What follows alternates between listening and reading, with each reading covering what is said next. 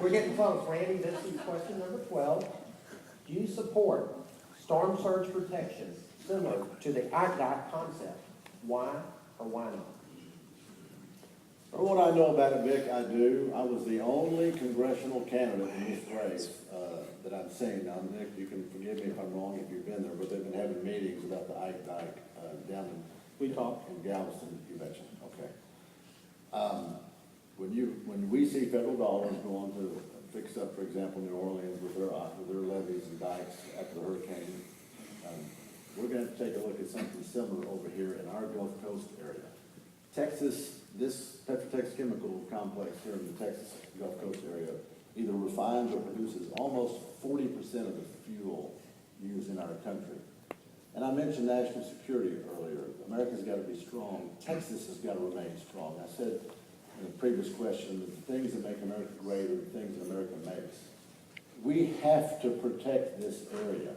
We may very well be the gateway. The Gulf Coast with the improving of the Panama Canal may very well be the gateway to America, where we get more and more commerce through here, where we want NASA to remain viable and solid. This Gulf Coast is a vital part of not only our state, but of our country. We need to take steps to make sure that another catastrophe like that devastates doesn't do a bad job, because when we have that catastrophe and we dial 911, very few people in the world are going to be around to answer that call.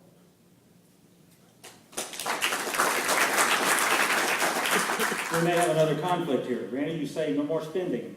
That's going to cost money. It's important money for us to spend, and I believe that there are times when we must prioritize our spending and do things that are good and necessary for our community to protect our safety, life, and property. The Ike Dike is something that is a proposal by Dr. Bill Merrill at Texas A&M University in Galveston. I began meeting with him while I was still in the Congress in a different district, and continued to meet with him for a year or two after I left the Congress through 2008 and 9, and even in 2012 have spent time. It is incumbent upon us to find a way to at least do the study to find out the real value of having something as significant as a hardened structure along our coastline. They've done it in other places in the world successfully.